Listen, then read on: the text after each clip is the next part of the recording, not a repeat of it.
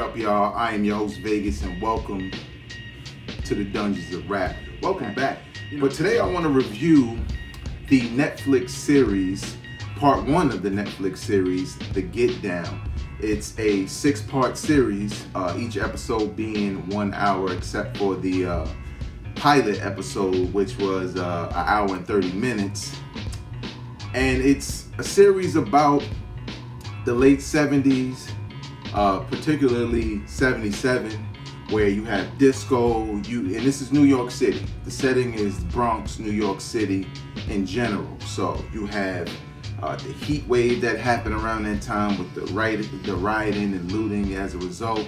You have the Summer of Sam situation. The Yankees also won a championship. I was born. A whole bunch of things, and more importantly than me being born, hip-hop was also born in 1977 in the Bronx in New York.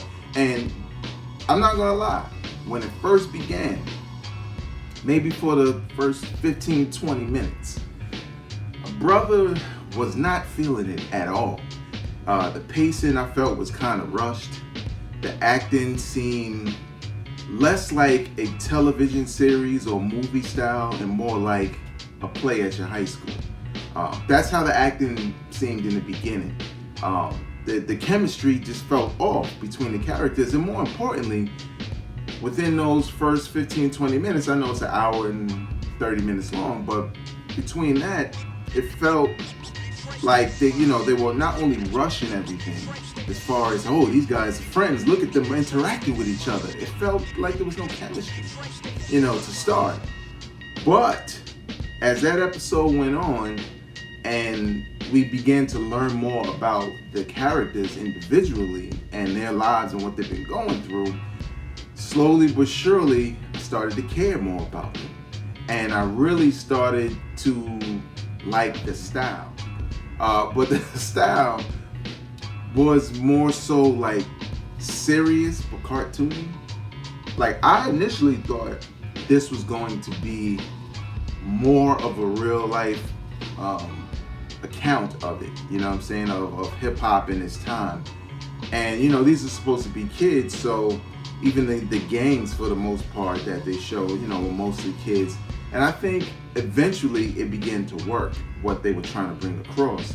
I think the part that really felt charming as it went on was the fact that Grandmaster Flash, we all know the legendary Grandmaster Flash, is looked at as a sensei, and he has students who want to learn to do the techniques that he learned.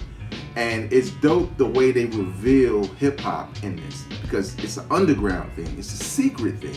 You know what I'm saying? You got drugs going on, you got gangsters, you got disco, and that's the whole vibe of it. But then this underground scene, this little hole in the wall where the kids travel to, and they discover this thing called hip hop, where there's MCs, and Grandmaster Flash is taking the breakbeat out of popular records, whether they be disco, funk, whatever, just taking the breakbeat part and looping that and creating one continuous loop of that beat, in which the MC would come in and rhyme.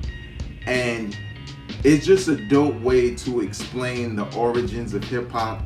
And I mean, they really play up the whole sensei thing, you know what I'm saying? But overall, 6 episodes, I like it. I like it a lot. I recommend it for people who may have a small ounce of interest in hip hop or the origins of hip hop, who want to learn something about the kids from that time, the things they were being faced with, because it was a couple of important things. The poverty that existed around that time, that New York is real. Because even though I was born in 1977, in the early 80s, a lot of it still looked like that. Especially the trains with the graffiti and some of the abandoned buildings and them not really cleaning up, which eventually turned into, like crack houses and stuff like that. But I just found it to be real authentic in that regard, and I think a lot of people will be interested in that. Also, the fact that as it relates to hip hop, you see why the rules of the games were what they were. You know what I'm saying? Like, For example, and this fits today more than anything, originality. More than anything, Grandmaster Flash is trying to protect his technique. His tapes are rare. You know what I'm saying? They're going for $100, $200.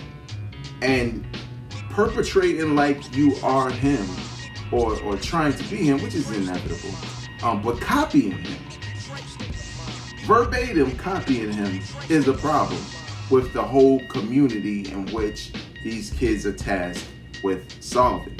So it's one of those things where you look at today where it's okay for a designer, to basically completely take a dude's whole style and everybody be fine with it.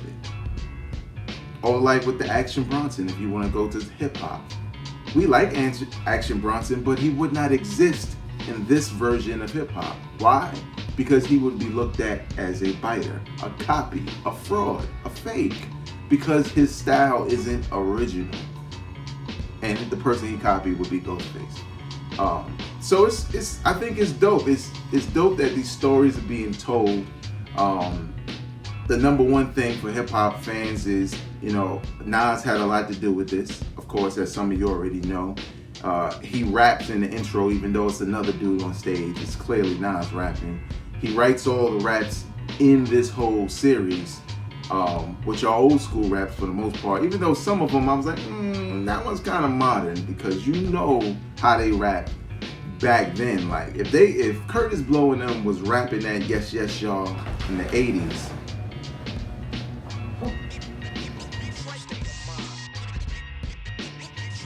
then you know he was rapping that in the 70s. And you know everybody was rapping that way in the 70s. So I think it's a go. I think you'll enjoy it. Even if you feel like me, the first 10-15 minutes you feel like, man, this is garbage, just wait it out. I'm telling you, that episodes get better. Do what I did. When it was completely whack to me, I said to myself, yo, I'm going to give it this episode. And if by the end of this episode I want to see the next episode, and then I'll go on further. And it turned into a point where I was able to binge watch all of them. You know what I'm saying? And I thought it was good. So the Get Down Netflix series, this is part 1 of a series. I don't know when part 2 will come out, but I definitely think you should check it out if you're a hip hop fan. If you're not a hip hop fan, if you're a young cat who want to learn the origins of hip hop, in a way that's cool and fun and you can somewhat relate to, in 2016, because you obviously can. It's definitely worth checking out. It's going to do it for me. Check out my podcast, Hip Hop Politic. Not Hip Hop Politic, that's my website, hiphoppolitic.com. You can check out my podcast, Hip Hop Now Podcast, which is available on iTunes, Google Play, Stitcher Radio, TuneIn Radio, and SoundCloud.com/hiphoppolitic. And until next week, y'all, I'm not a critic, I'm a fan. Peace.